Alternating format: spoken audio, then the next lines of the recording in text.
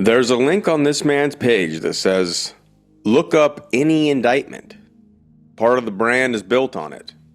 The indictments are out there, sealed, waiting, and he can help you read them. As of this July, the link itself goes nowhere. It opens a search that returns 0 results, broken or emptied. The record doesn't say which, and we don't guess. The offer, not the tool, is the brand. So we took him up on the offer. We looked up an indictment, technically a federal felony information, filed after he gave up his rights to a grand jury. His.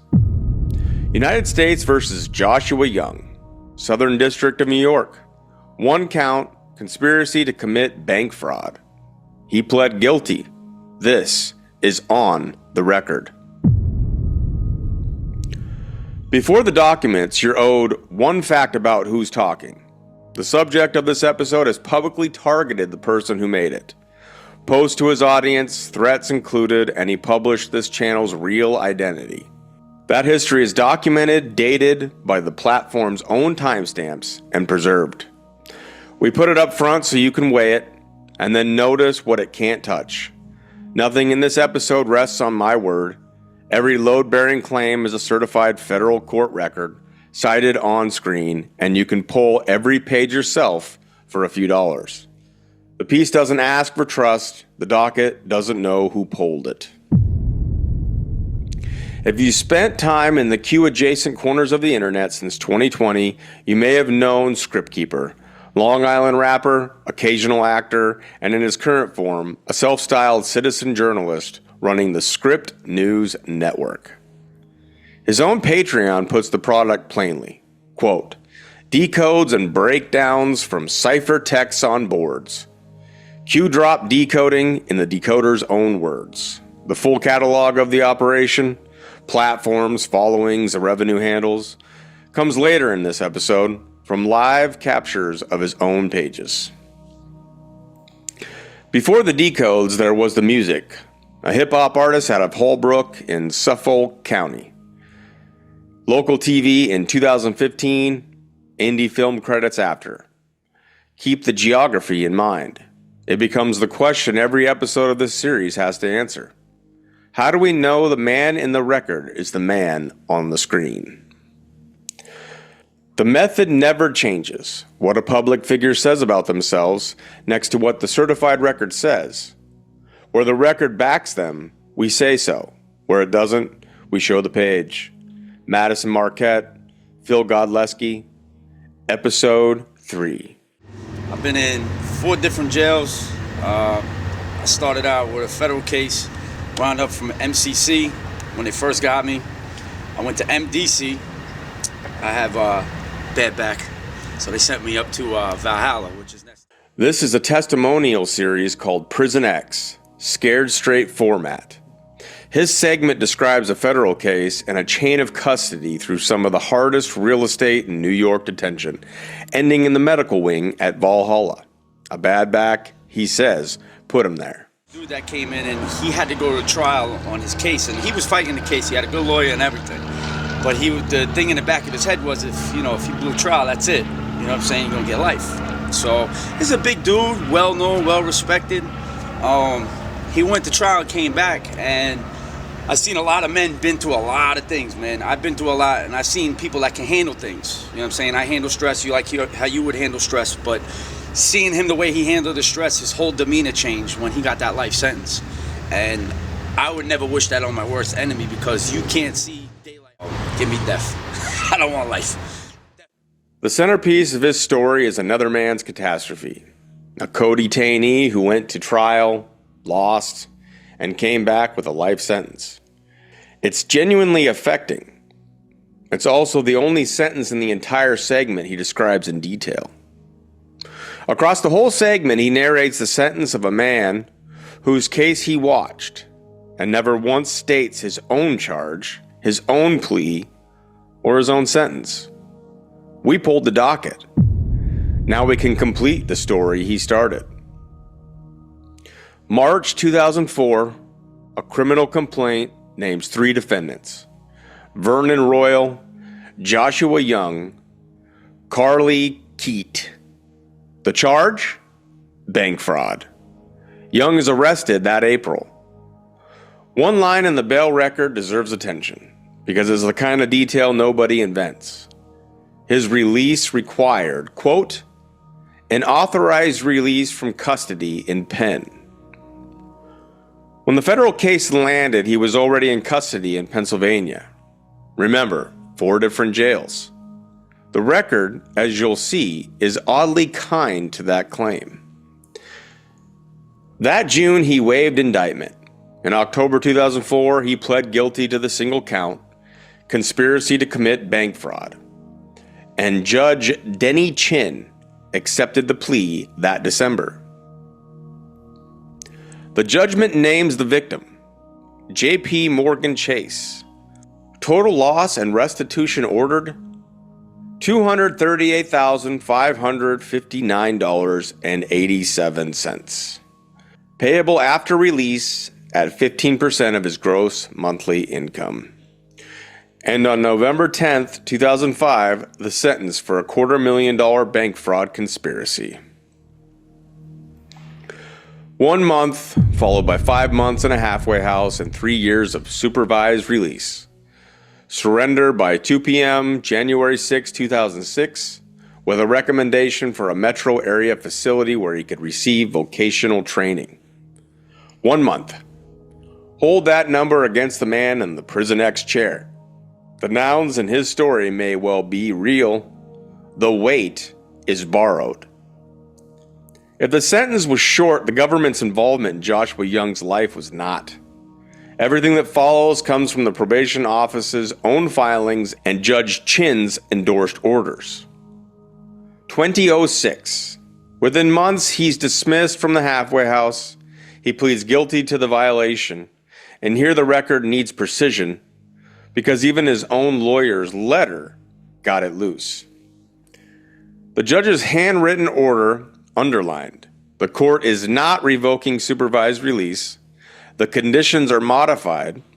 6 months of home confinement, vocational training, anger management added to the aftercare condition already there. And the original 3-year term stays in place. No new term, it's on the page and in the judge's own hand. Now notice the carve-out in that home confinement.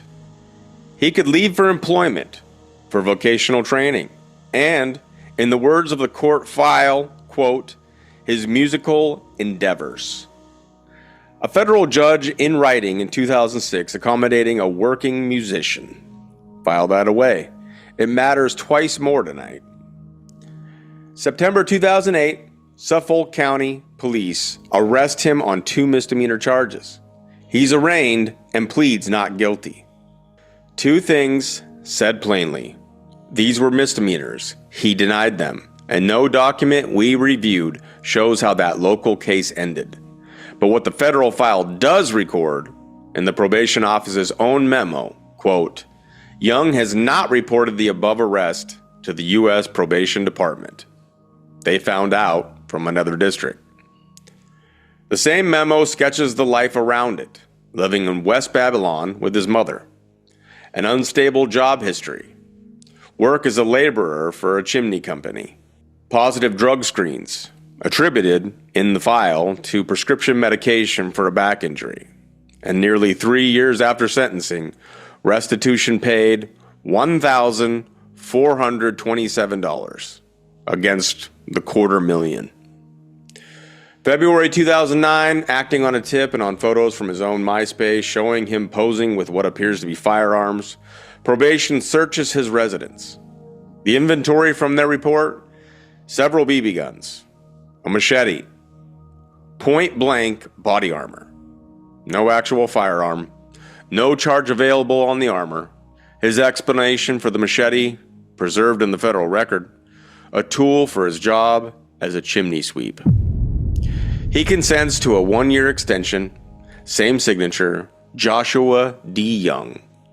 Late 2009, a 30-day re-entry placement, cut short by a car accident. A final 6-month extension, Do the arithmetic in the court's own orders, and supervision runs to roughly August 2010. The Bureau of Prisons locator closes the arc, not in custody as of May 2010.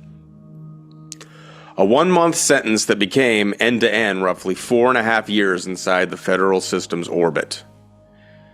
Here's where this series method obliges us to spend some ink crediting the subject, because when the biography tells most proudly, the record backs him. In 2005, he won Hot 97's Summer Jam MC Battle. That's corroborated by period press and by management copywritten years before the Q persona existed, when the events were fresh and nobody had a reason to invent them. In 2006, he held the Freestyle Friday title on BET's 106 in Park. We found the primary footage, the actual night the title changed hands. June 9th, 2006, Skriptkeeper versus a challenger named Owen P. Skriptkeeper lost.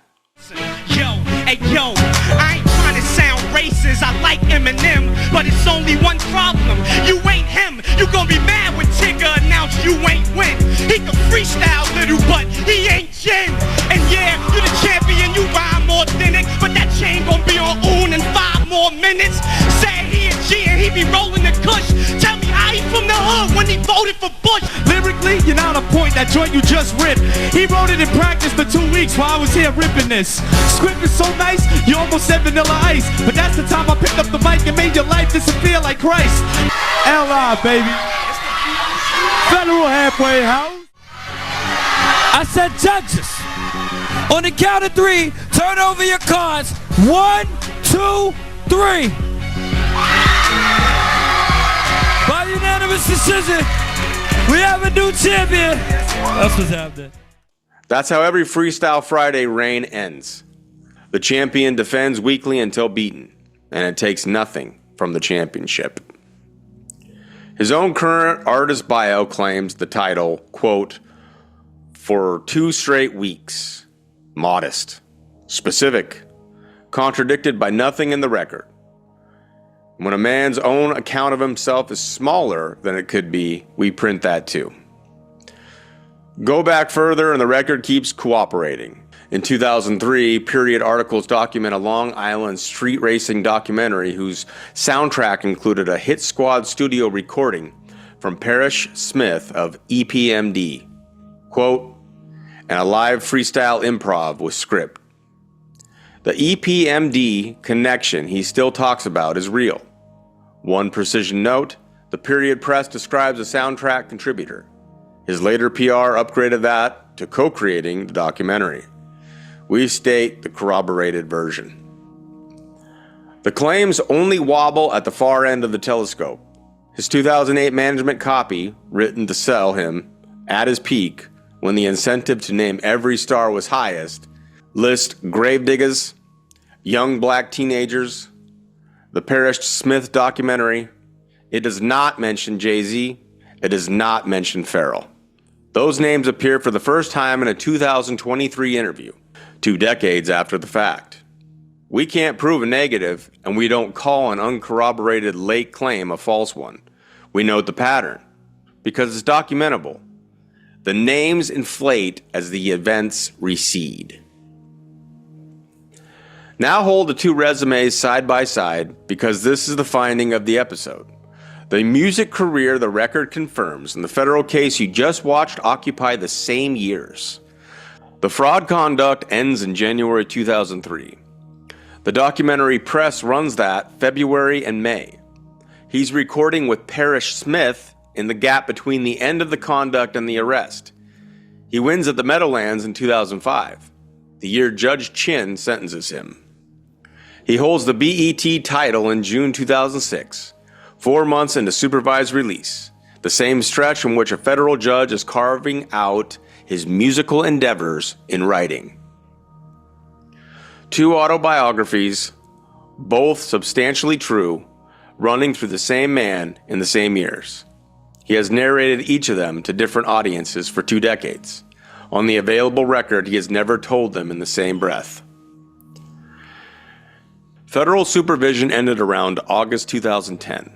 For the next decade, the public record shows a working Long Island rapper, albums in 2017 and 2018, film credits, that local TV feature. Then, inside a few months, the second persona assembles. A Rumble account opens in December of 2020. The Music Era account posts into March 2021, then goes quiet. The Q-branded account opens in April 2022. The infrastructure of the new operation was being built while the old one was still being promoted. The overlap is months, not years. What the operation looks like today from live captures of his own platforms, an X account with roughly 184,000 followers, a Rumble channel with 476 videos, the content described from its own titles and tags, Nasara Jasara, sealed indictments, Epstein commentary, and a cop watch beat covering Suffolk County Police. The same county where, per the probation office's file, he was arrested in 2008 and didn't report it. The revenue side is self-published in his own pages. A Patreon, a Cash App, a Venmo, a PayPal, a Zelle, a GiveSendGo, a merchandise store. What the tiers cost and how many subscribe we did not capture, so we make no claim about what any of it earns. His own bio keeps score of the deplatformings. Prior accounts, quote, taken down at 30K. 2 precision notes because the record cuts both ways. First, on the evidence available to us, the titles and descriptions of all 476 videos, he does not retell the prison story to his audience. It was told once, elsewhere, to someone else's viewers. We found no evidence he trades on it now, and we say so.